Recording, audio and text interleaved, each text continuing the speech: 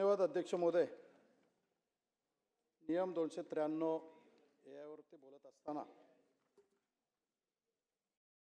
शेतकऱ्याच्या हितासाठी देशाचे पंतप्रधान आदरणीय नरेंद्र मोदी साहेब, महाराष्ट्राचे मुख्यमंत्री, दोन्ही उपमुख्यमंत्री यांनी शेतकऱ्याच्या हितासाठी घेतलेल्या निर्णयाचा बद्दल त्यांचं अभिनंदन करतो. आणि हे अभिनंदन करत असताना देशातील महाराष्ट्रातील शेतकऱ्यांसाठी, या महाराष्ट्रामध्ये ज्याला शेतीचा अतिशय दांडगा अनुभव आहे असे महाराष्ट्राचे राज्यपाल या शेतकऱ्यांच्या हिताचे ठोस निर्णय घेण्याचा पाऊल उचलतात, त्यांचं या ठिकाणी आभार व्यक्त करतो. शेतकऱ्याच्या न्याय हक्कासाठी, शेतकऱ्यांच्या भावना, शेतकऱ्यांच्या अडीअडचणी याचा विचार करून या ठिकाणी हे नवीन धोरण या ठिकाणी आणण्याचा शासनाचा ध्येय आहे. आणि याच माध्यमातून या महाराष्ट्रामध्ये प्रदूषण असेल, अवकाळी पाऊस असेल, या हवामानामध्ये बदल असेल, या बाजारपेठेमध्ये अनिश्चितता असेल, ही सर्व माहिती शेतकऱ्यांना वेळेवर मिळण्यासाठी हे धोरण शासनाने आणलेलं आहे. आणि नुसतं शासनाने धोरण आणून थांबलेले नाही आहेत. या धोरणाच्या माध्यमातून हे धोरण राबवण्यासाठी, शेतकऱ्यांना मदत करण्यासाठी या धोरणामधून 500 कोटीच्या निधीची तरतूद करून हे धोरण शेतकऱ्याच्या घरापर्यंत, शेतकऱ्याच्या बांधापर्यंत पोहोचवण्यासाठी निर्णय घेण्यात आलेला आहे. आणि म्हणून अतिशय धाडसी निर्णय घेण्याचं काम शासनाने केल्याबद्दल शासनाचा मनपूर्वक आभार मानतो. शासनाच्या हृदयामध्ये आहे की शेतकरी फक्त बळीराजा न राहता हा महाराष्ट्रातला एक उद्योजक राहावा आणि तो उद्योजक बनावा, या दृष्टिकोनातून शासनाने हे जे धोरण घेतलेलं आहे ते अतिशय शेतकऱ्यांच्या हिताचं आहे.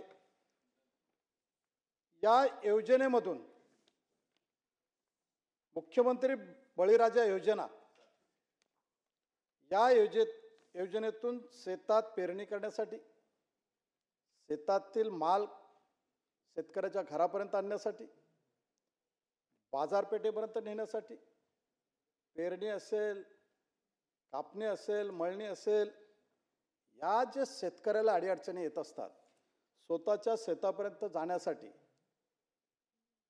या सरकारच्या हृदयामध्ये असणारा शेतकऱ्याबद्दल आदर, यातून शेतकऱ्याच्या हिताचा निर्णय म्हणजे पांदण रस्ते आहेत. हा जो अतिशय चांगला निर्णय घेतलेला आहे.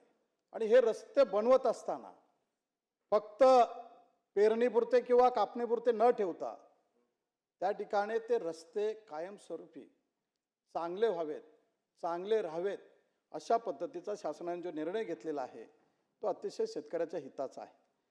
आणि म्हणून या ठिकाणी हे रस्ते बनवत असताना अध्यक्ष महोदय, यापूर्वी बऱ्याच अडचणी आलेल्या आहेत. मोजणी असेल किंवा मोजणी करत असताना पोलिसांचा बंदोबस्त असेल, शेतकऱ्यातल्या आपसातले असणारे मतभेद असतील, या कारणामुळे मोजणी ही थांबायची, आपसात मारामाऱ्या व्हायच्या. याचा सर्व अभ्यास करून, विचार करून शासनाने मोजणी मोफत ठेवलेली आहे, तातडीने देण्याचा निर्णय घेतलेला आहे. आणि मोजणी करत असताना पोलीस खात्याला जे पैसे भरावे लागत होते तेही या ठिकाणी मोफत ठेवलेलं आहे. म्हणून शेतकऱ्याच्या हिताचा अतिशय चांगला निर्णय घेतलेला आहे. आणि हे घेत असताना अध्यक्ष महोदय, आपल्याला शेतीची अतिशय चांगली माहिती आहे अध्यक्ष महोदय, आहे ना. त्यामुळे आंबेमोहोर तांदूळ कसा असतो याची आपल्याला जाणीव आहे.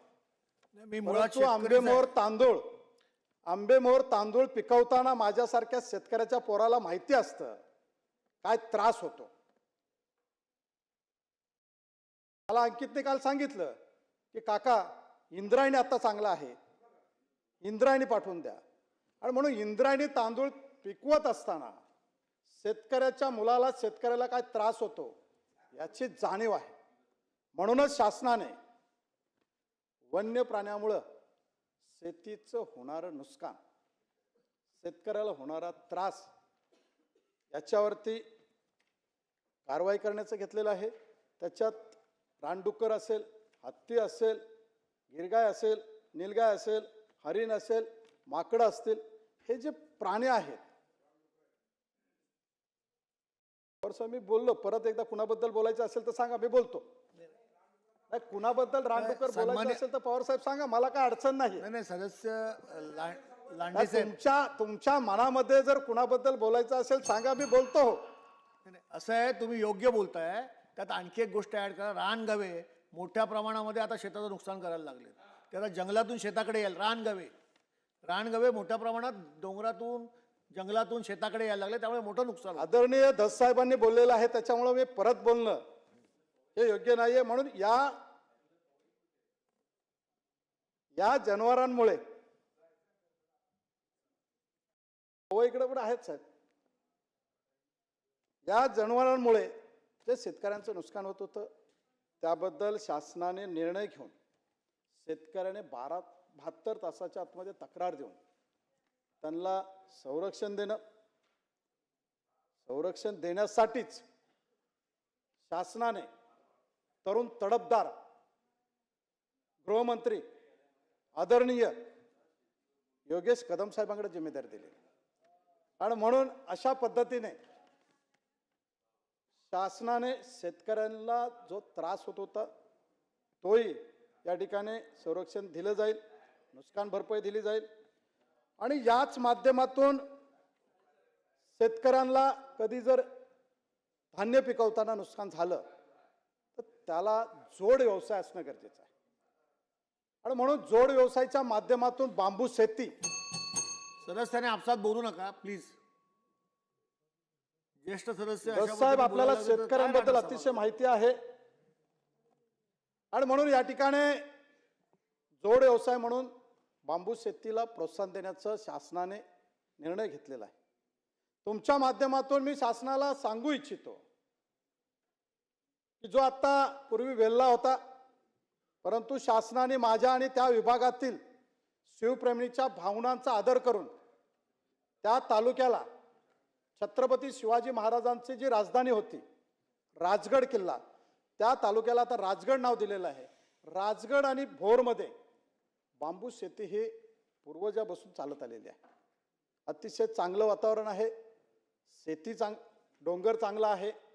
आणि म्हणून या ठिकाणी शासनाला माझी विनंती आहे की ही जी 18 गावं आहेत या बांबू शेतीच्या तुमच्या धोरणासाठी, शासनाच्या संकल्पनेसाठी या 18 गावांना, चाहे ते भुतुंडे 32 खोरं असेल, गुंजवणी खोरं असेल, या गावातील प्राधान्य देऊन या शेतकऱ्यांना जे पूर्वीपासून शेती चालत आहे या शेतीला त्या ठिकाणी प्राधान्य द्यावं, ही अशी या ठिकाणी विनंती करतो. अध्यक्ष महोदय, या ठिकाणी बोलत असताना अध्यक्ष महोदय आपल्याला एवढंच सांगू इच्छितो की शासन हे शेतकऱ्यांचे चांगले निर्णय घेते. शेतकऱ्यांचा शासनावरती विश्वास आहे, परंतु काही गोष्टी शासनाकडून नजरचुकीने राहत असतील त्याबद्दल शेतकऱ्याला शासनावरती शंका येऊ नये म्हणून शासनाने शेतीचं झालेलं नुकसान असेल, त्याच्याबद्दल अवकाळी पावसामध्ये झालेलं नुकसान असेल, याचा मोबदला वेळेवर तातडीने मिळावा, त्याचा जो बोनस आहे तो त्यांना मिळावा, अशी जी शेतकऱ्यांची अपेक्षा आहे याच्याकडे शासनाने दुर्लक्ष करू नये अशी तुमच्या माध्यमातून शासनाला सूचना करतो. शासकीय योजना राबवत असताना उदाहरणार्थ धरण असतील, रस्ते असतील, शासकीय प्रकल्प असतील, अशा वेळी ज्यावेळेस शासनाने शेतकऱ्यांच्या ज्या जमिनी घेतलेल्या आहेत, अध्यक्ष महोदय अनेक वर्षापासून पाडगर धरण हे कितीतरी वर्षापूर्वी बांधलेलं आहे.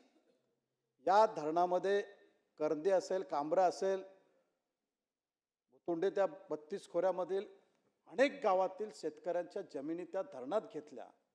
अध्यक्ष महोदय, अनेक गावातील काही शेतकऱ्यांना आतापर्यंत मोबदला मिळाला नाहीये. अध्यक्ष महोदय, त्या भुतुंड्यापासून भोर तालुक्यात खाली जर यायचं तहसीलकडे तर कमीत कमी 32 ते 40 किलोमीटर आहे. आणि हे येत असताना ज्यावेळेस शासन दरबारी जातात त्यावेळेस शासकीय अधिकारी हे माझ्या शेतकऱ्याशी कसं उर्मट बोलतात हे शेतकऱ्यांनी अनुभवलेलं आहे.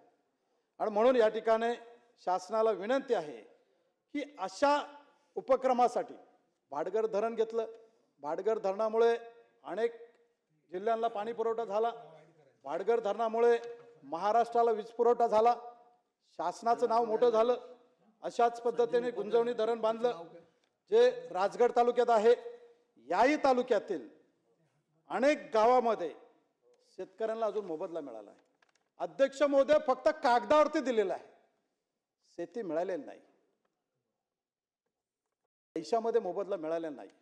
म्हणून माझी शासनाला विनंती आहे की शेतकऱ्यांच्या हितासाठी आपण निर्णय घेत असताना शेतकऱ्यांना होणारा त्रास याच्याकडे आपण लक्ष दिलं पाहिजे. शासन शेतकऱ्यांना जे देऊ आहे, देणे आहे, जिम्मेदारी आहे, ही शासनाने पूर्ण करणं गरजेचं आहे. आणि म्हणून शासनाने अशा शेतकऱ्यांचा जो मोबदला देणे आहे तो तातडीने मंजूर करून द्यावा. आणि शासनाने शेतकऱ्यांच्या हिताचा घेतलेला निर्णय याचं मी अभिनंदन करतो, आभार व्यक्त करतो. आणि शासनांच्या भावना शासन दरबारी मांडण्यासाठी आपण जो वेळ दिलात त्याबद्दल आपलेही आभार व्यक्त करतो. धन्यवाद. जय हिंद, जय महाराष्ट्र, जय किसान.